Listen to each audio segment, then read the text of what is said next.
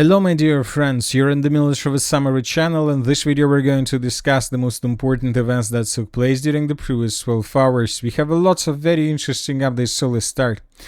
And during the previous 12 hours, most of the sources were talking just about one thing. Everybody was discussing the 28-point Trump plan. Trump plan asks Ukraine to cede additional territories for security guarantees. The United States is ready to recognize Crimea and Donbas as Russian territory. Trump's plan demands maximum concessions from Ukraine. You know that this is a very important detail because I would like to remind you and to point to attention that according to the previous versions of of peace plan, the United States of America was ready to recognize just Crimea as a part of the Russian Federation, but now, as we can see, the United States of America were forced to make some concessions in the Russian favor. The publication reveals details of the 28-point Trump plan for ending the war. The document stipulates that the United States and several countries will officially recognize Crimea and Donbas as Russian territory, but does not require such recognition from Ukraine. Essentially, Kiev is being asked to agree to territorial concessions and new political terms that would fix the current balance of power and significantly limit room for maneuver. The points of the agreement proposed by the American side: ceding the entire eastern part of Donbas, including areas currently controlled by the Ukrainian armed forces, recognition of Crimea and Donbas as Russian territory by the United States and several countries, creation of a demilitarized zone along the withdrawal line, restrictions on the size of the Ukraine army and its long-range weapons, partial withdrawal of Russian forces in the Kherson and Zaporozhye regions, fixing the current lines of control as the basis for future map, participation of Qatar and Turkey as mediators, recognition of Russian as the official state language of Ukraine, basic security guarantees for Kiev and Europe from the United States of America. Furthermore, during the previous night, different sources, independent sources, clarified the situation with this 28-point plan. For example, this is a very important clarification that I would like to discuss with you. A 2.5-fold reduction in the Ukrainian armed forces and no foreign troops in Ukraine. New details of the US peace plan. According to the Economist journalist Oliver Carroll, the plan includes the following points: a 2.5-fold reduction in the Ukraine army, not half as much as expected. The journalist writes: no foreign troops in Ukraine, no foreign diplomatic aircraft in Ukraine, a ban on long-range weapons that could reach St. Petersburg and Moscow. Carroll adds that Ukraine is currently critically weakened by a domestic corruption scandal, which the United States is exploiting in an attempt to force Kiev to agree to this plan. So when talking about a 2.5-fold reduction, most likely we're talking that the Ukraine will be allowed to have 400,000 army. So this is a maximum army that Ukraine will be able to have if they will accept this proposal. Furthermore, another important thing is that despite the fact that some sources reported that Zelensky rejected this plan, basically rejected, Zelensky still hasn't seen this plan.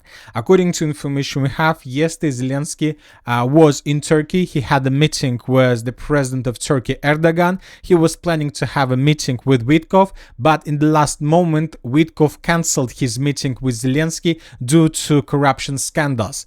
So Zelensky will return back today, or maybe he has already returned back to Ukraine, and today he will get this plan. The terms of the peace agreement negotiated by the United States and Russia will be presented to Zelensky tomorrow. So this was stated yesterday, so it means that he will see this plan today. The full plan, every single paragraph, every single point from this 28-point plan. The plan will be presented during a meeting with US military officials in Kiev, US Army Secretary Dan Driscoll and Chief of Staff General Randy George. After the meeting with Zelensky, the officials will travel to Moscow. So most likely Zelensky today will be forced to make his decision, his most important and decisive decision, whether to accept the plan or not. But something tells me that he will not accept the plan, because starting this morning, lots of sources stated that Ukraine rejects the US-Russia peace plan. Ukraine officials said it fully complies with the Kremlin's maximalist demands, and that without significant changes, it will not be implemented in Ukraine, according to the Financial Times. But there is another important piece of news from Ukraine, from Kiev. The Rada, the parliament of Ukraine, has suspended its works indefinitely due to a corruption scandal. Parliament Speaker Stefan Chuk announced arrests and consultations due to the NABU investigation and the resignation of 2 ministers. I am now announcing arrests in our plenary session. So the Ukraine parliament has stopped working. This is a very interesting piece of news, because right after this update, Ukrainian deputy Anna Skorokhod predicted further events in Ukraine. She said that next we will have a new temporary government that will prepare the country for elections, negotiate and sign a peace agreement.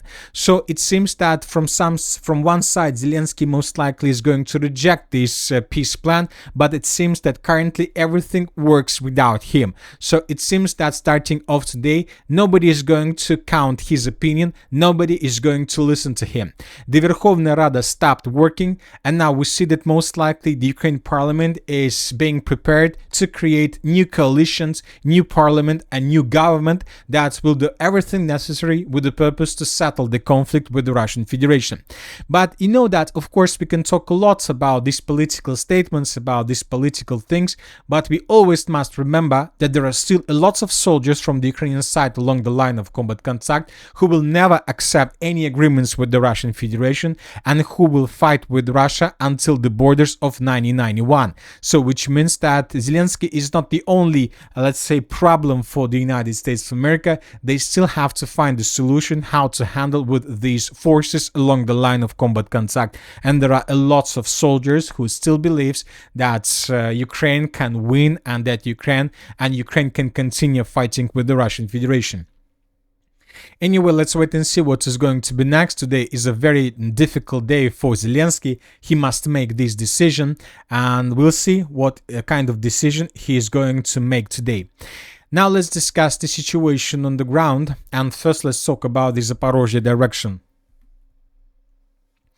During the previous 24 hours, we received lots of updates exactly from this area. As you can see, the map has been changed once again. So this is the situation by the end of the 19th of November of 2025, and this is the situation by the beginning of the 20th of November. According to information we have, the armed forces of the Russian Federation improved their positions to the north of the settlement of Gulyai-Polye, and the Russians managed to improve their positions to the northeast of the settlement as well. Some sources stated that Russians entered the settlement of Zatyshe, and that there are very heavy clashes right now. Furthermore, 5 minutes before I started making this video, several pro-Russian sources stated that Ukrainians were forced to fall back completely from the settlement of Zatyshe, and that the Russians captured this territory.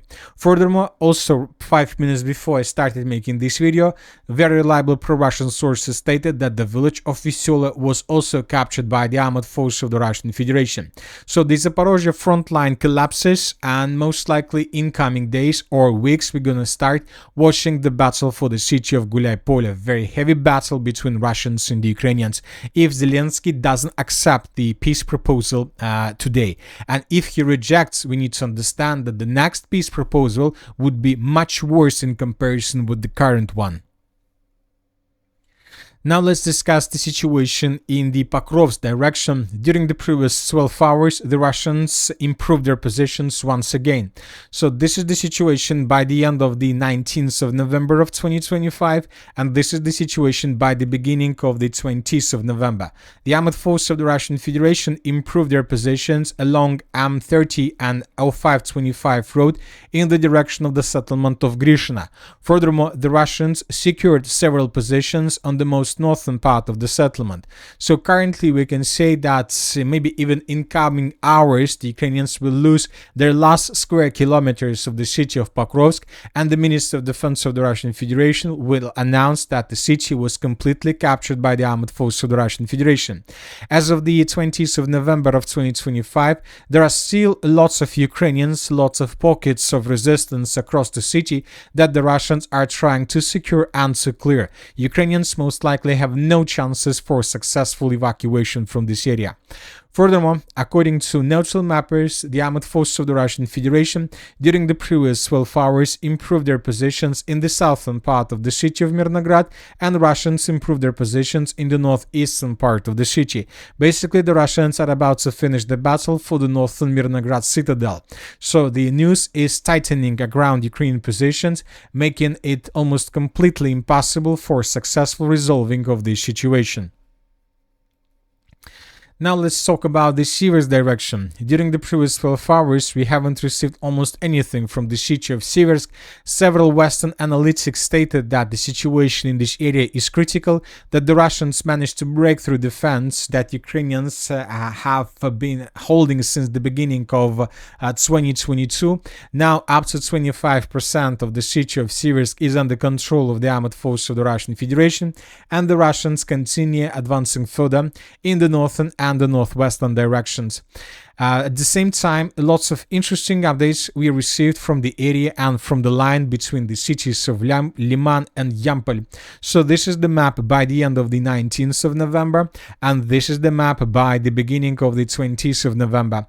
As you can see, the Russians managed to recapture the most northern part of the settlement of Yampol. So once again, up to 35 or 40% of the settlement is under complete Russian control.